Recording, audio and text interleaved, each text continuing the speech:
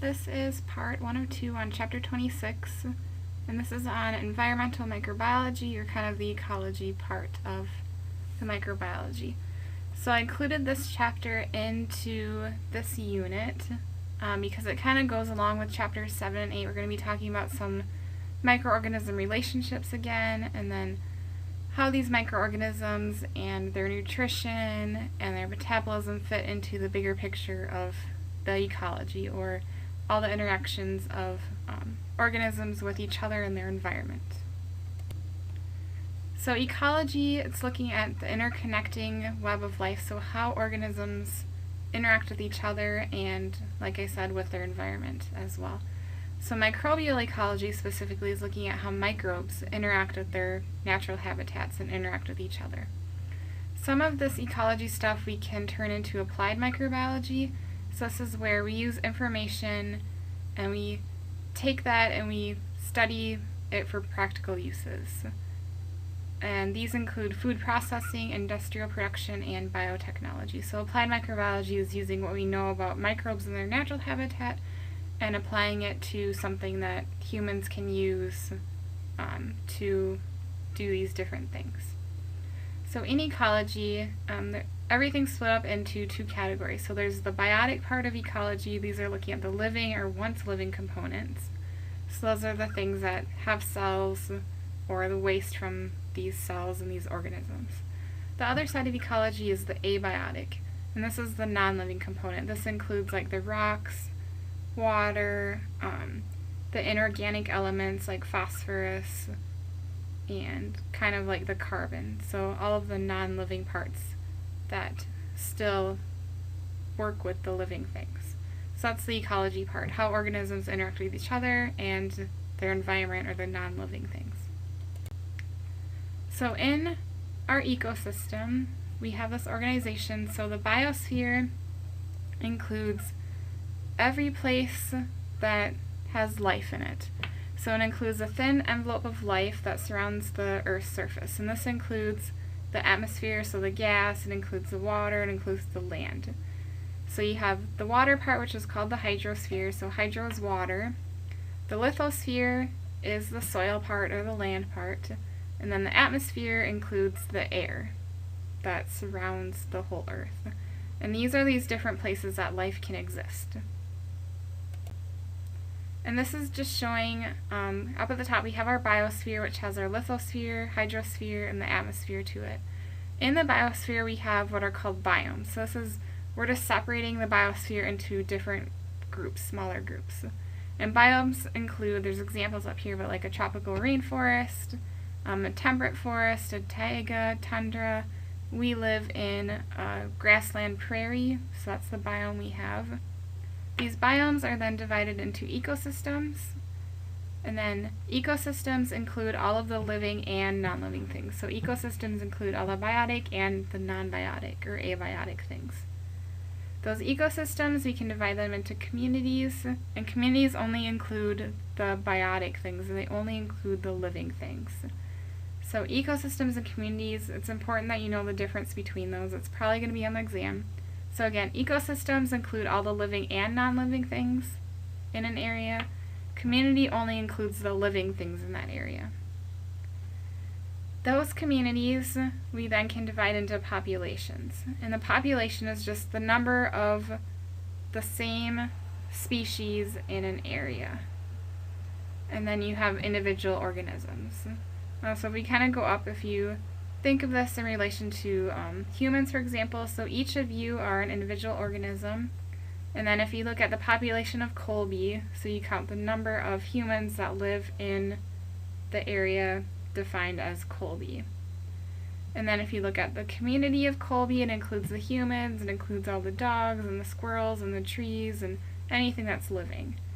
The ecosystem of Colby, Kansas, would be all of those living things, so all the humans and the dogs and the trees and the squirrels, plus any water features and the rocks and the atmosphere. So that's kind of an example of this. In these ecosystems, so at the lowest level, looking at the ecosystem or the community or even populations, every organism has what's called a habitat. And a habitat, this is the physical location in that environment in which the organism has adapted. So think of the habitat as like the house for the organism. In addition to that physical location, or where the organism actually lives, physically lives, every organism or species also has a niche or a niche. So the niche is the overall role. It's kind of like the job that that individual has in the community, or that species has in the community. And there's different jobs or roles, so it could be a nutritional intake job, it could be their position in the community, if they're, for example, a predator, if they're a prey, or if they're a parasite.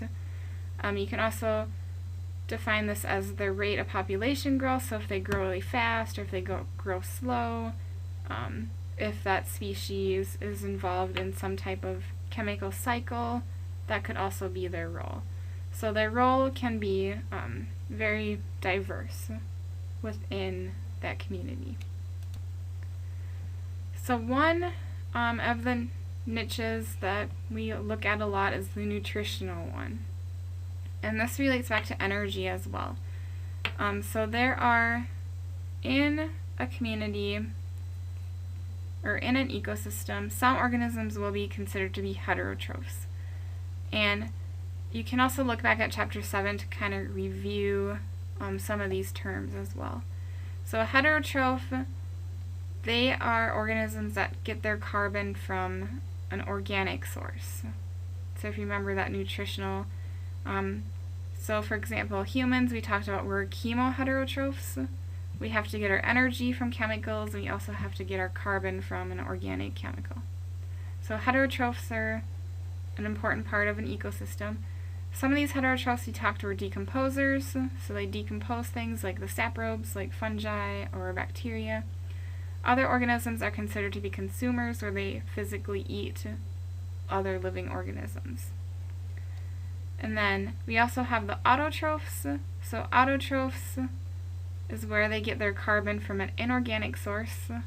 Probably the most common autotrophs are the photoautotrophs, where they get their energy from sunlight, and then they use carbon dioxide to get their carbon. So that's the photoautotroph again. Remember, you can go back to chapter 7. We talked about the different nutritional categories in that chapter. So this energy or nutrient flow, so everything, all the energy comes from the sun. And this is actually going from the bottom. So we have our energy source, which we're going to say is the sun for now, but you can also have other energy sources. You have carbon dioxide as your inorganic carbon source. So your producers, or your autotrophs, they take that, they can produce more food, they produce their own food, and those are usually primary producers. These primary producers are consumed by primary consumers.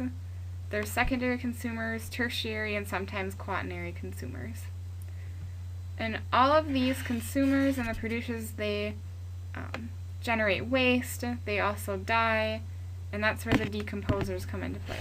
So these decomposers can then break down that waste, or break down these dead or dying other living organisms up at the top, up here. And this is how nutrition flows through the ecosystem. It's also how energy can flow through an ecosystem from one organism to another. So sometimes we will actually represent this as what's called a food web. So here is a food web. We have our sun way at the bottom. Then we have algae, and algae are a type of photoautotrophs, so they use the sun and they use carbon dioxide to generate their own food. And then these algae are consumed by different primary consumers. Those primary consumers can be consumed by secondary consumers or tertiary consumers. And it usually isn't a straight line or a food chain that you may have heard of. A lot of times we have these more complex food webs, like the one shown here in this picture. Another part of this chapter looks at ecological interactions, and we already talked about these in detail in chapter 7, so I'll quickly go over it. So microorganisms have different associations with each other.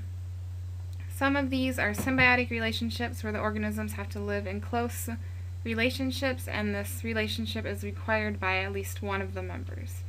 We talked about mutualism, where in this relationship both members benefit, commensalism, where one member benefits, the other doesn't really care, and then parasitism, where one member benefits and the other is harmed. So again, go back to chapter 7 to kind of review these. And then very quickly, non-symbiotic associations. These organisms, they can form relationships, but it's not required for those organisms in order to live. So synergism is a good relationship. They're helping each other, but again, they don't have to have it. It's good if it happens. Antagonism, that's the bad relationship, where they're actually harming each other. One organism's going to harm the other one. So remember, again, like I said already, you can go back and review that. Okay, so in our biosphere, some organisms are responsible for recycling different nutrients. So essential elements are cycled through biological, geological, and chemical parts. And this is called a biogeochemical cycle. So biogeochemical cycle, you have to look at biology, geology, and chemistry in order to understand these different cycles. And microorganisms, they remove elements from their inorganic reservoirs and convey them into the food web. So this is where microorganisms, they can bring a certain element like carbon from the inorganic source, from carbon dioxide, and then the autotrophs will take that inorganic carbon dioxide, they'll turn it into a usable form, so they'll convey it into the food web, and then other microorganisms or other organisms can use that carbon later on. So this is kind of a cycle. And then once those organisms die, that carbon will get decomposed back into the inorganic form. So you're having this cycling of different elements. In our biogeochemical cycles, there's the atmospheric cycle, like the carbon cycle, which I just kind of went over very briefly. There's also a nitrogen cycle. Sedimentary cycles include phosphorus and sulfur. So again, carbon, nitrogen, phosphorus, sulfur, there's organisms that will convert it from an inorganic form into an organic form. That organic form can be used in the ecosystem, and then eventually it's going to return back into the inorganic form. So inorganic to organic, back to inorganic. So that's how it's cycling through. This is the carbon cycle. Let's see, where should I start? Alright, so up at the top we have free carbon dioxide in the atmosphere. So we have that inorganic form just in the air. This inorganic carbon dioxide, if you look at the green arrow on the right, it gets taken in by photosynthetic organisms like plants, algae, or cyanobacteria. That inorganic carbon dioxide gets fixed into organic carbon in the form of glucose. That glucose then can be consumed by primary consumers and secondary consumers. When that plant or algae or cyanobacteria dies, then the inorganic carbon will be decomposed by fungi or bacteria, which is on the left. Okay. So we start off with inorganic carbon dioxide. It got turned into organic carbon molecules. And then that organic carbon molecule can be used, then it can be decomposed back into inorganic.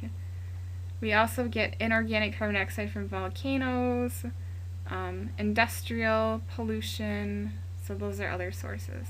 And then of course all these organisms are going to respire out carbon dioxide during cellular respiration. So if you kind of look at this, you can kind of see the cycle where it starts up at the top. There's an arrow going down, arrows going around the bottom, and then they go back up. So that's the carbon cycle. The nitrogen cycle is kind of similar. This one involves several types of different microorganisms. So up at the top we have atmospheric nitrogen gas. We have this inorganic nitrogen gas in the atmosphere. That inorganic nitrogen, the first step is that it goes through nitrogen fixation. So we're starting at the top and we're going to the right again. So we have certain organisms that will fix the nitrogen into a usable form for organisms. That usable form can go through ammonification, where it gets turned into ammonia.